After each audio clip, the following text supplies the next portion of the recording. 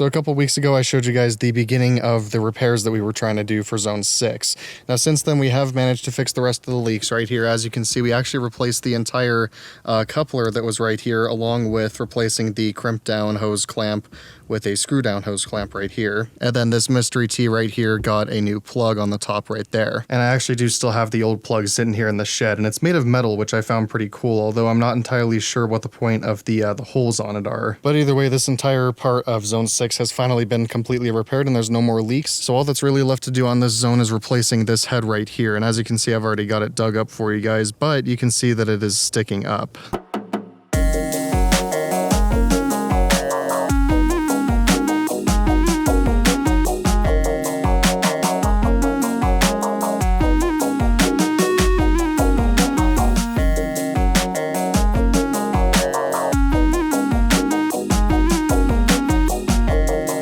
Actually going to disassemble this sprinkler body when I get it up out of the ground, because I want to see if my theory was correct on the wiper seal being bad. Although I'm thinking now that the body cap might be cracked, because as you can see right under the Made in USA stamp right there, it looks like it's cracked. Now it is kind of a shame that we have to get rid of this thing, because as you can see right here, this was made back when they were making these things within the United States.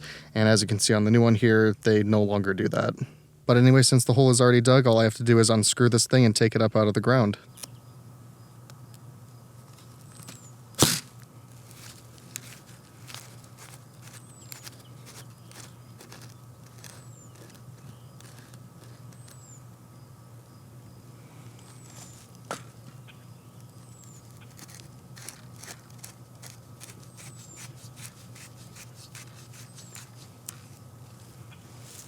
One thing I did forget to mention about the new head I just put in is the fact that it is pressure regulated. As I said, I think in the opening video for this year, I do eventually want to replace everything in the system with the PRS 40 variant of the Pro Spray. However, let's go ahead and take a look inside the old one and see if there's any indication as to what happened to it. It does actually appear to be cracked right here by the nozzle. It actually looks like the nozzle wanted to unscrew itself from the riser when I was trying to take the body cap off this thing, so we'll go ahead and take that the rest of the way off here. Sorry, my autofocus is kind of having a seizure right about here. The filter actually looks to be in pretty good shape on this thing, which is impressive because I believe I installed this back in 2013. But if you take a look at the riser right here, this does look pretty damaged, so I'm wondering what the wiper seal on this thing looks like. This right here is pretty much what I expected to see. So it looks like my theory was right about the wiper seal being damaged and preventing the riser from popping back down. So you see how it's all chewed up right here, and then on the other side it's uniform how it should be.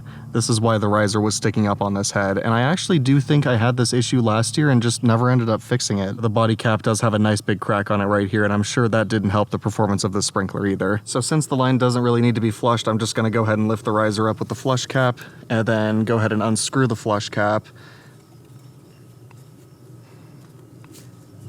and then thread the MP rotator right onto the brand new body here.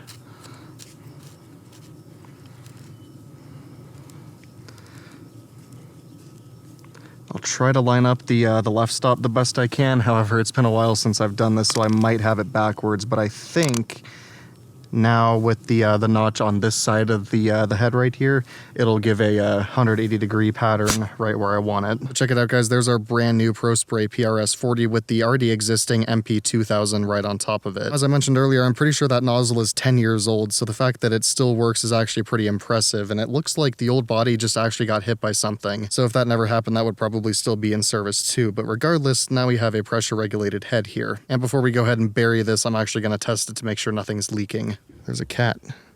What's up, buddy?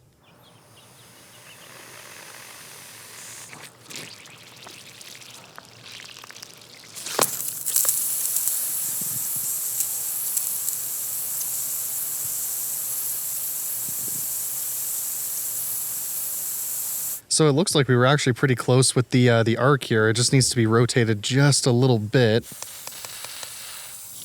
And like right about there is perfect. And look at that, there's no more geyser. And all of the repairs over here look like they're still holding as well, which of course is a very nice thing to see. So there you go, guys. There's the rest of the Zone 6 repairs done for this year at least. We do still have a couple more repairs that need to happen in the front yard. However, that will be in a separate video sometime pretty soon here. Anyway though, guys, that's going to be it for this video. So I hope you enjoyed it. And as always, thank you for watching.